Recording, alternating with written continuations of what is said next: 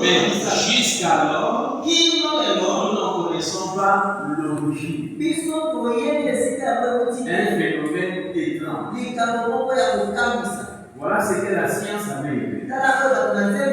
Et à côté, il y avait aussi un autre magazine qui avait repris l'image. Le premier magazine avait publié ça un certain avril 1963. Et le second magazine appelé le magazine Life a publié cela un certain mai 1963. Et le magazine Life aussi a répété les paroles, ce que la science a dit. Maintenant, nous avons expliqué ceci. Quand il y a eu cette photo, la photo a été prise. Mais quand l'événement s'est passé, le prophète lui ne savait pas que la photo a été prise. En cette journée même du 28 février, lui il était à la chasse avec quelques frères pour aller chasser des sangliers. Or, il y a de cela quelques mois, il avait vu la vision. Il était parti chasser. Alors il s'était accroupi pour enlever des gouterons. Des choses qui se collent sur des pantalons des habits. Pendant qu'il enlevait ça, et il avait entendu derrière lui, il est couru sur la montagne, il a entendu derrière lui un détournement. Comme la voix, le son d'un avion qui a traversé le mur de sang. Il a vu dans la vision qu'il s'est retourné pour voir et il a vu des anges suspendus dans l'air.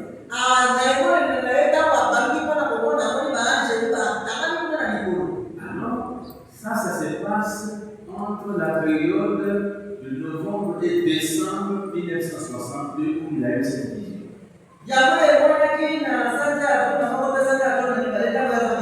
L'année prochaine, donc en 1963, en février, il avait rendez-vous pour aller chasser. Et il devait aussi aller prier pour quelqu'un qui était malade quelque part. Il était parti prier. Il est allé à la chasse. C'est à la chasse là-bas. Quand ils chassaient des sangliers, ils ont cherché l'endroit où c'était, ils n'avaient pas trouvé. Il a eu l'idée qu'ils se séparent. En se séparant, il a voulu partir. Il a trouvé un troupeau de sangliers. Et pendant qu'il les suivait, il s'est retrouvé quelque part. Il a commencé à enlever des gouterons. Alors c'est cette image qui lui est. Est-ce que vous me suivez? Amen. Mais cette chose, c'est comme si ça me dit quelque chose. C'est comme si j'ai déjà fait. Il était en train d'aller. Après, il a commencé à courir quand il a vu le groupe descendre. Il gravissait devant une montagne. C'est pendant qu'il gravissait la montagne qu'il entend derrière lui une détonation. C'était comme si quelqu'un avait tiré sur lui. Mais un courrier d'un groupe. Alors je vais retourner pour voir. Et quand il s'est retourné, j'ai vu les anges. Il dit aussi, frère, que je vous vois. Je l'ai vu là. Dieu est témoin. Je l'ai vu là. Et quand je l'ai vu, je fus absorbé à monter là-bas. Et les anges lui ont dit, nous avons un message. Quand il descendra, rentre à la maison. Car les 7 mystères contenus dans les 7 sceaux te seront révélés. Alors il descend. Et une fois les anges retournés, Mais quand il retournait, ils ont formé une pyramide avec des ailes. Les unes, c'est les autres qui s'écoulaient. Et ils ont formé une pyramide. Et ils partaient. Alors, deux mois après, 3 mois plus tard, lui, il rencontre le magazine Life. Comme enfant des journaux. Il prend cela et il commence à lire. En lisant, c'est là qu'il vient découvrir cette photo. Mais la position que lui regardait n'était pas la bonne. Parce qu'il le voyait bien et il comprenait bien. Justement comme la science l'avait présenté. Et il dit la voix lui guide. Toute cette photo a un quart de tour. Lui, il regardait comme ça. Alors il a tourné la photo. Qu'est-ce que c'est? Et quand il a regardé, il a vu l'image d'un homme, le visage de quelqu'un, les yeux, les oreilles, le nez et la bouche. Voilà pourquoi l'Esprit de Dieu va nous révéler l'origine de cette photo. Voilà, cette image a été prise tel jour. Le jour où les anges sont visibles. Et quand ils partaient, ce sont eux qui ont formé cette image dans le ciel. Voilà l'origine de cette photo. Et cela fut fait pour nous témoigner que le message que nous avons n'est pas le message d'un homme, mais c'est un message qui nous vient de Dieu et que c'est la vérité. Et deuxièmement, pour nous donner une idée que Dieu n'est pas imaginaire, mais c'est vraiment un être. C'est pourquoi vous avez vu, il y a des yeux, il y a le nez, il y a la bouche, il y a la base, il y a des cheveux. C'est pour vous confirmer que le Dieu que vous adorez, c'est un être. Ce n'est pas une pensée. Ce n'est pas quelque chose que les hommes ont fabriqué. Et donc ils ont inculqué ça dans des gens. Comme les gens disent que le Dieu c'est le Dieu de blanc. Non, Dieu n'est pas le Dieu de blanc. C'est le Dieu de l'humanité. Il est le Père créateur. Il a créé le blanc. Il a créé le noir. Il a créé le rouge. Il a créé le jaune. Nous sommes tous des fleurs dans son jardin. Est-ce que vous me suivez? C'est Dieu. Alors cela nous donne l'assurance que ce message est la vérité. Alléluia. Et que quand nous avons aussi vu sur la photo de la colonne de feu, William Branham était dans une grande salle plein de prédicateurs, près de 700 prédicateurs. Ça se passe en 1950 dans la ville appelée la ville de Houston aux États-Unis, Dallas. Alors, quand il était là, avant qu'il n'aille dans cette ville, il lui montre par la vision comment les choses devaient se passer. Il lui dit qu'ils sont en train de chercher une salle. Mais la première salle, là où il avait versé la potion, cette potion leur sera restituée. Parce que les organisateurs se souviendront qu'un autre groupe l'avait déjà réservé. Donc, la première salle, ils n'auront pas cette première salle. Et ils auront la deuxième salle. Et dans la deuxième salle, voici comment les gens seront disposés. Alors, un tel sera assis là, un tel sera assis ici, un tel sera assis là. Et je me dis encore,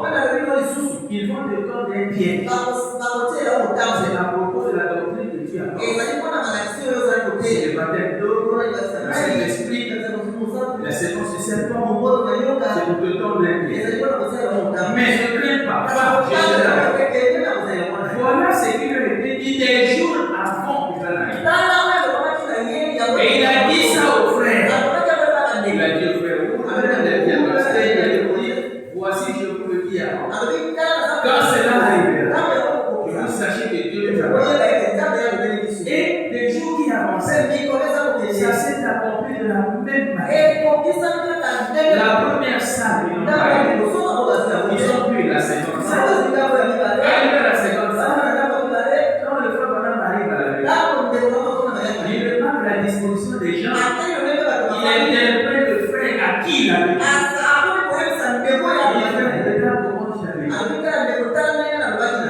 Et quelque temps après, lui il est à l'état.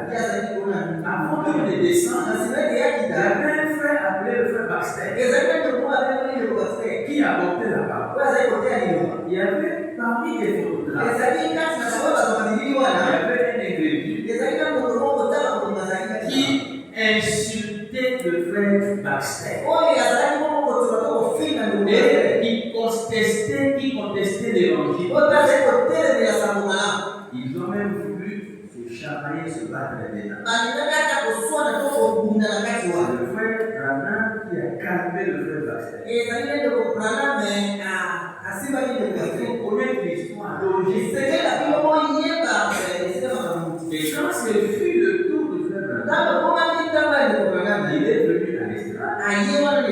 Il a commencé à parler. Il dit pendant que je parlais, l'ange que vous voyez sur la photo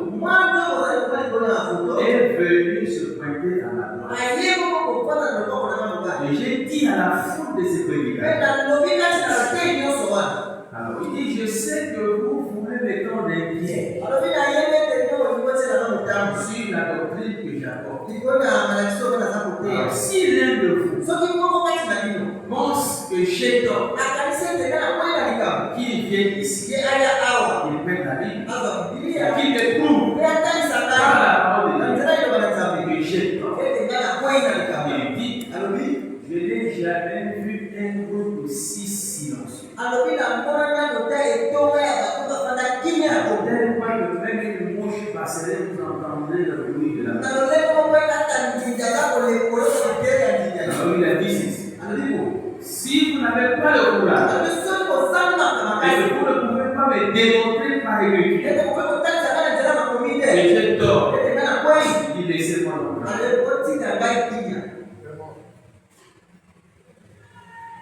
Pendant qu'il parlait, le critiqueur il chamaillait les prédicateurs.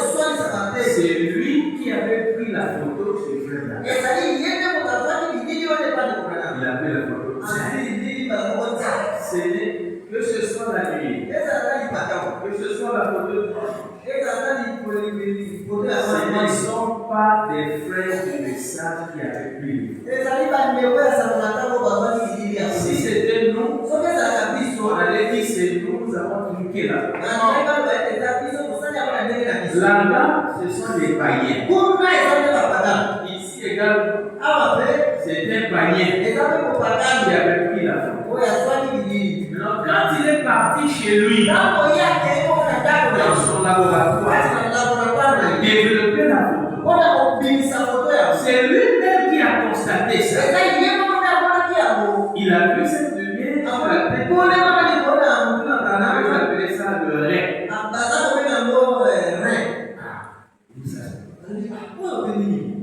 C'est lui qui a imprimé, qui a commencé à chercher les frères parmi les organisateurs de cette convention et ceux qui connaissaient le prophète.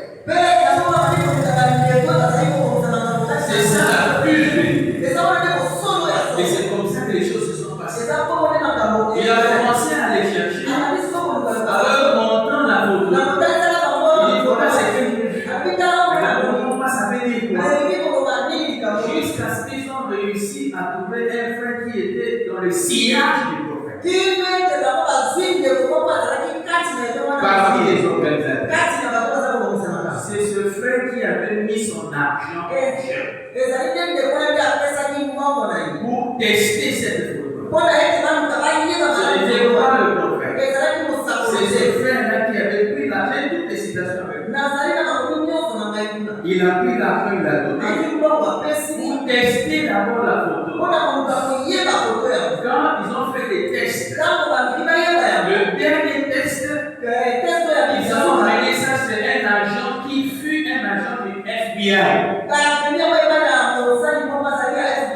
Lui était le spécialiste d'authentification des documents controversés.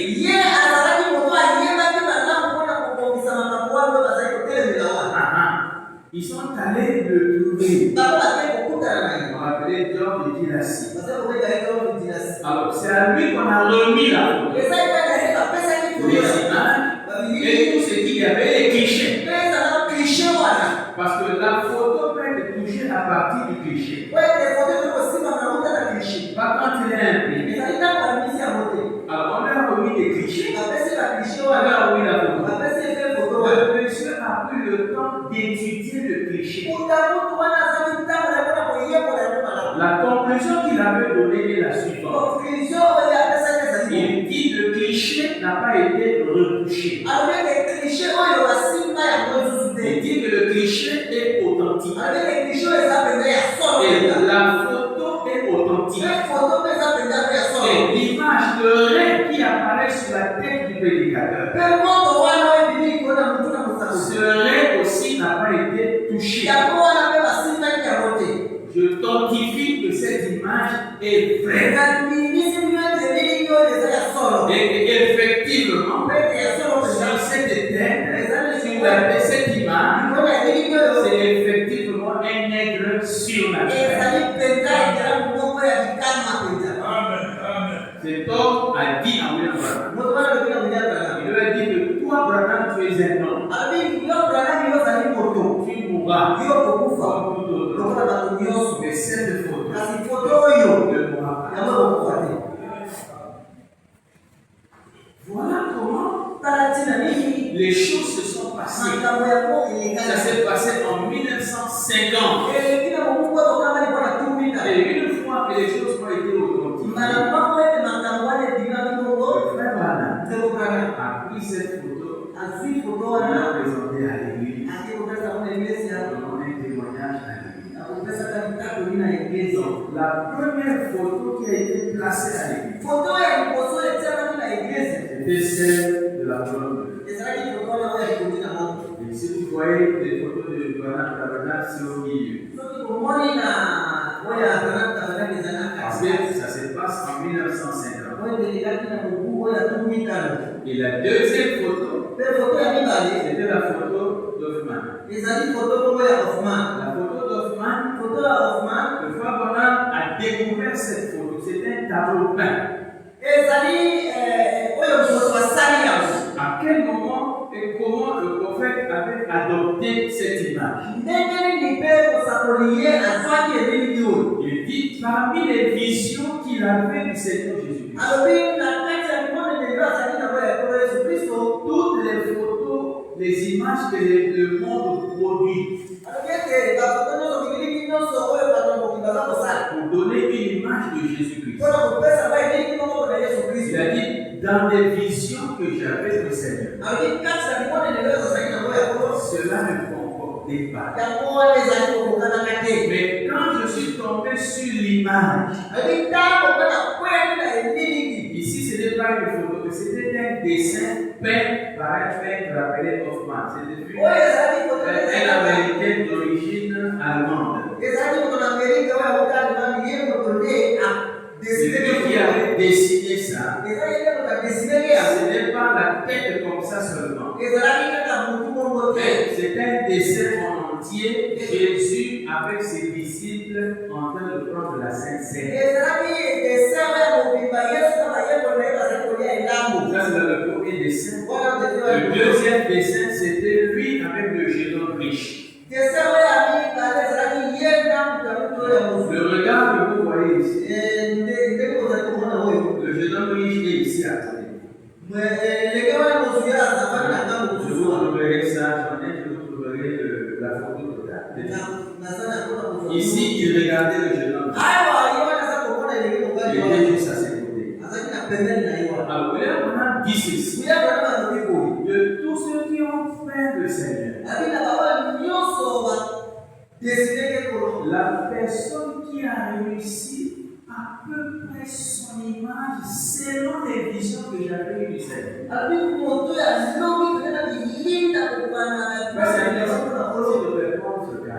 Ils disent la personne qui a réussi parmi ceux qui ont décidé le Seigneur.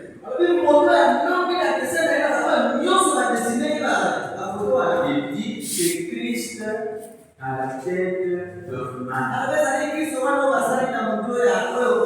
Et il dit depuis que j'avais vu cette photo, je l'ai adopté.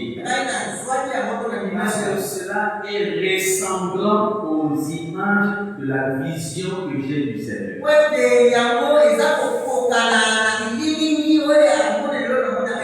Et depuis ce temps, j'ai cette photo, je l'ai prise dans tous mes livres que je publie. Alors, ils avaient pris cette photo comme témoignage. Il en avait dans son bureau. Il en avait aussi dans la salle. La dernière photo, c'est celle-ci. Celle-ci, elle date de 1963. D'abord la colonne de feu, 1950. Après, il a découvert ça. Ensuite, la nuit. Il est venu en 1963. Ça aussi, ils l'ont mis dans l'église. Et que ce soit la photo de la nuit, que ce soit celle-ci, le frère Branham demandait aux frères dans la foi. Nous en avons une à l'église. C'est pourquoi nous aussi, nous mettons ça dans nos églises. Pas pour les adorer, mais ce sont des témoignages. Dieu a accompli dans notre effort. Nous lisons dans la Bible la nuit. Nous n'avons pas l'idée de ce que c'est. Nous lisons dans la Bible la colonne de feu, la colonne de feu. Mais nous n'avons pas l'idée de ce que c'est. Alors, en ces derniers temps, Dieu a permis aux photographes et il a accepté de se faire filmer pour que des générations et des générations aient au moins une idée de ce que signifie une colonne de feu. Quand je mets ceci ensemble, vous ne voyez pas qu'il y a un peu de ressemblance.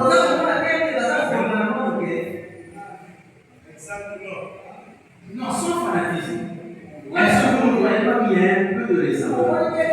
Amen. Voilà.